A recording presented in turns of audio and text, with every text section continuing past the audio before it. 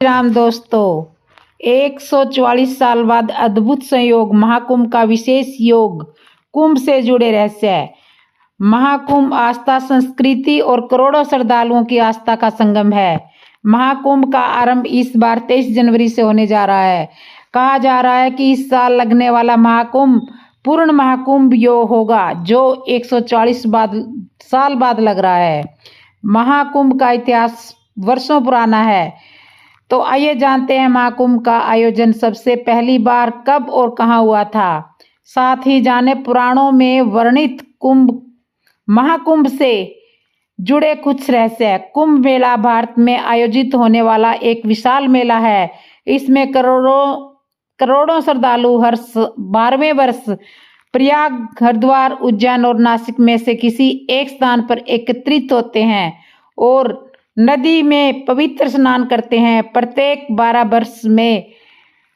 12वें वर्ष के अतिरिक्त प्रयाग में 2 कुंभ पर्वों के बीच 6 वर्ष के अंतराल में अर्ध कुंभ भी होता है।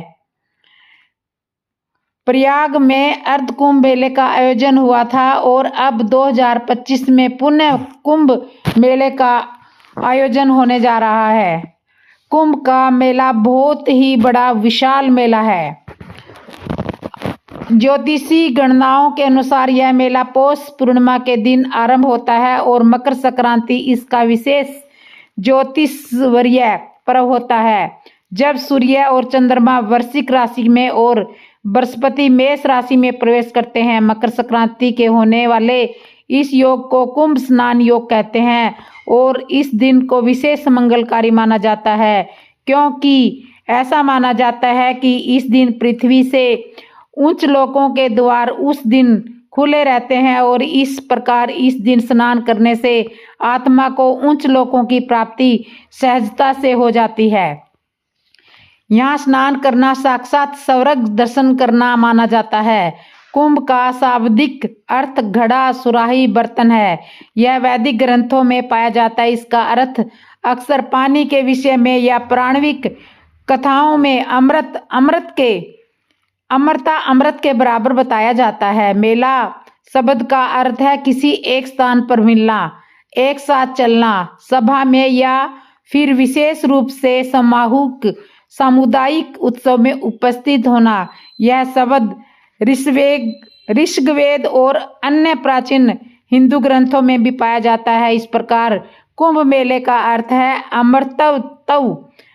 अमरत्व का मेला है। ज्योतिषी महत्व, पौराणिक विश्वास तो कुछ भी हो, ज्योतिषियों के अनुसार कुंभ का असाधारण महत्व बृहस्पति के कुंभ राशि में प्रवेश तथा सूर्य के मेष राशि में प्रवेश के साथ जुड़ा है।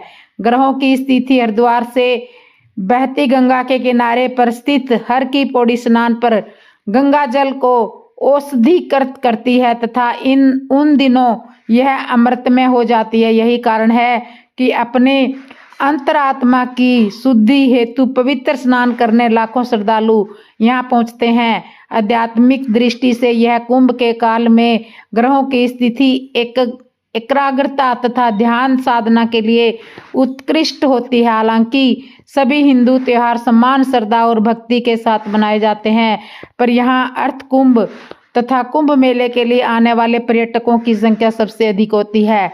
महाकुंभ करोड़ों श्रद्धालुओं की आस्था का प्रतीक है।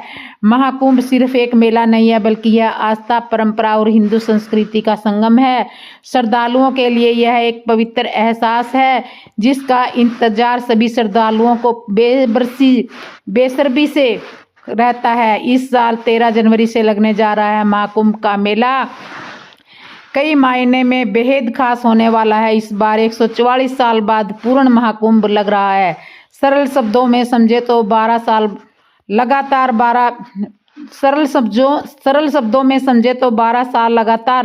12 वर्षों के तक लगने के बाद पूर्ण महाकुंभ लगता है, जो 144 साल बाद आता है। महाकुंभ का आयोजन इस बार प्रयागराज में होने जा रहा है। इस बार महाकुंभ में क्या कुछ खास होने वाला है इसके बारे में तो आप सभी जानते ही होंगे, लेकिन क्या आप जानते हैं महाकुंभ का इतिहास वर्षों पुराना है।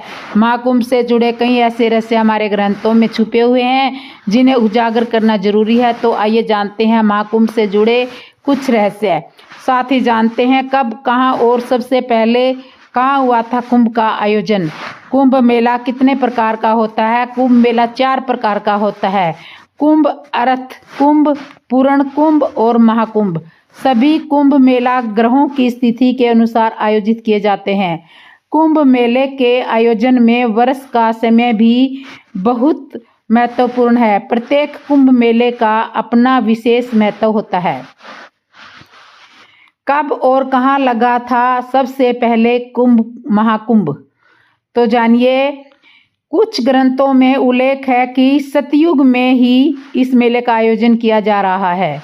सतयुग से ही इस मेले का आयोजन किया जा रहा है। हालांकि किसी भी पुराण में विस्तार से इसके बारे में कुछ नहीं बताया गया है कि कब, कहाँ और कहाँ पर यह स्पष्ट है, अस्पष्ट है कितना पुराना है महाकुंभ का इतिहास।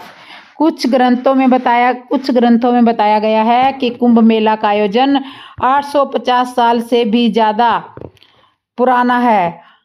आदि शंकराचार्य द्वारा महाकुंभ की शुरुआत की गई थी।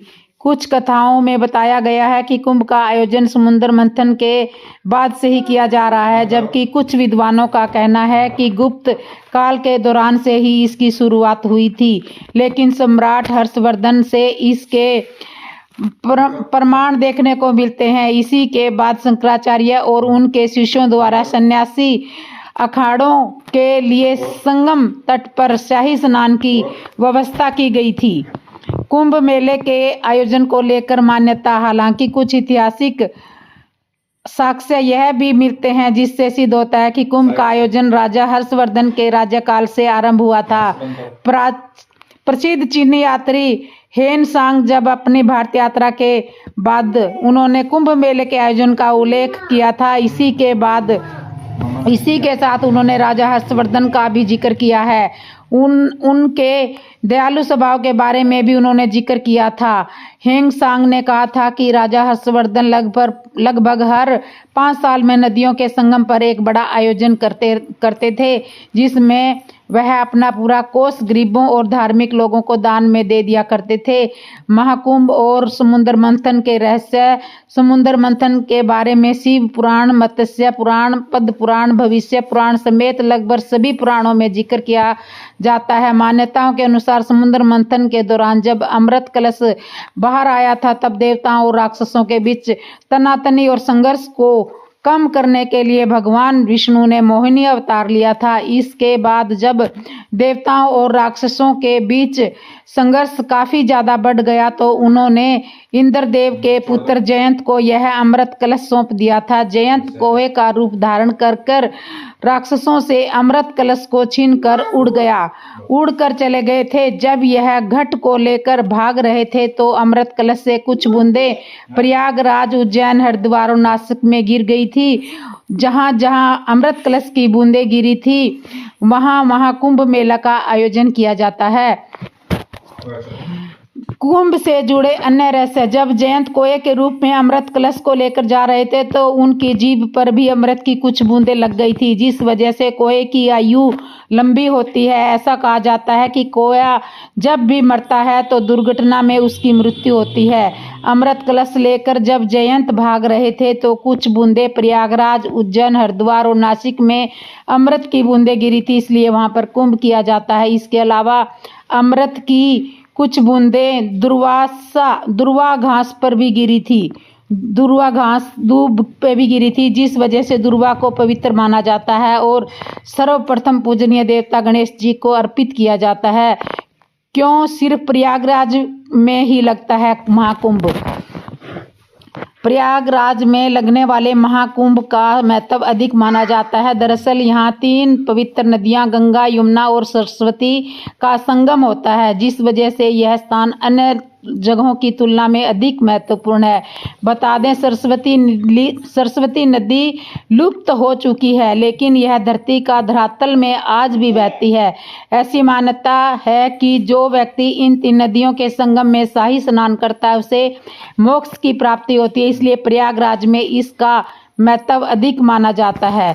बोलो जय गंगा मैया की। तो आपको कैसे लगी ये कुंभ मेले की जानकारी कमेंट में बताना, और जिसने मेरे चैनल को सब्सक्राइब नहीं किया सब्सक्राइब करना, लाइक करना, कमेंट करना और बेल आइकन बटन पर जरूर दबा लेना। बोलो हर हर गंगे।